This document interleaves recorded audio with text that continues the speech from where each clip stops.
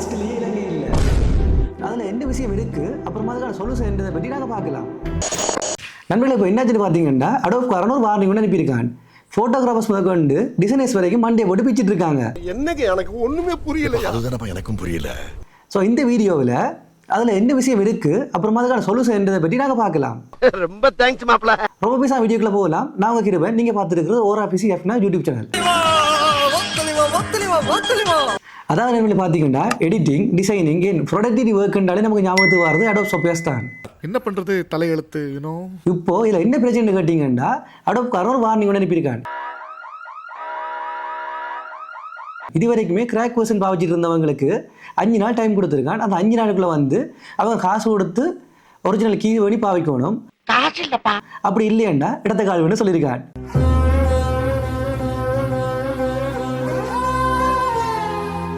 Adobe softwares எல்லாமே paid version எல்லாருக்குமே தெரியும். அவன் காசு விற்கிறான், என்னோட காசு இருக்குது, நான் கொடுத்து வாங்குறேன். இதில் என்ன ஒரு பிரச்சனை இருக்குன்னு கேட்டிங்கன்னா இங்கே தான் பெரிய ஒரு ஆப்பாக வச்சுருக்கான். அதாவது நீங்கள் மாதத்துக்கு காசு கட்டுற மாதிரி இருக்கும், இல்லாட்டிக்கு வருஷத்துக்கு காசு கட்டுற மாதிரி இருக்கும்.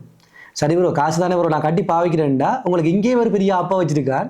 மறுபடியும் முதல்ல நீங்கள் வந்து ஆசியாவில் இருந்தீங்கன்னா உங்களால் 18 நாடுகளில் மட்டும்தான் வாங்கிடலாம். ஒரு மனுஷன் எவ்வளவுதான் கஷ்டப்படுறது. ஆனால் அந்த லிஸ்ட்லேயே இலங்கை இல்லை. இதுதான் விஷயமே. இது நம்ம லிஸ்ட்லயே இல்லையே. அடேங்கப்பா. ப்ரோ கடைசியாக என்னதான் செய்யலாம்னு கேட்டிங்கன்னா உங்களுக்கு மொத்தமாக 3 வழி இருக்குது.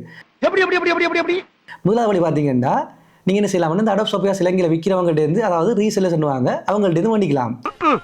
அது எங்க இருக்கு நெக்ஸ்ட்.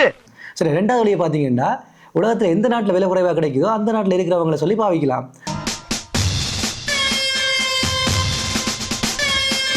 மூன்றாவது பார்த்தீங்கன்னா அதாவது நீங்கள் இவ்வளோ காலமாக நீங்கள் என்ன செஞ்சுட்டு இருக்கிறீங்களோ அதுலேயே ஒரு சின்ன மாற்றம் செய்ய பாவிக்கலாம். அதுக்கும் ஒரு வழி இருக்கு. இதெல்லாம் நீ ஃபர்ஸ்ட் சொல்லியிருக்கணும். புரிந்துள்ள நண்பர்களே, வெளிப்படையாக சொன்னால் என்னை தூக்கி விடுவார்கள். ஸோ கொஞ்சம் ஒரு மோட்டிவேஷனாக சொல்கிறேன். அதாவது பாதுகாப்பு சுவருக்கு சென்று உள்ளக வழிய இணைப்புகளை தற்காலிகமாக தடை செய்தால் நீங்கள் தற்காலிகமாக பாவிக்க முடியும். சரியான ஐடியாடா. இப்பத்தே என் வாழ்க்கையில ஏதோ ஒரு மூலையில ஒளி தெரியுதுடா. இந்த வீடியோவில் சொன்ன விஷயம் எல்லாமே உங்களுக்கு தெரிஞ்சிருக்கும், புரிஞ்சிருக்கும் நம்புறேன். தெரிஞ்சவன் பயன்படுத்திக்கோ, தெரிஞ்சவன் தெரியாதவங்க சொல்லிக் கொடுத்துக்கோ. நம்ம வாய் வேற சும்மா இருக்காரா சாமி. தருண் ஹாய்ஸ், இவ்வளோதான் வீடியோ. இதே மாதிரி சுவாரஸ்யமான வீடியோவில் சந்திக்கலாம். பாய்.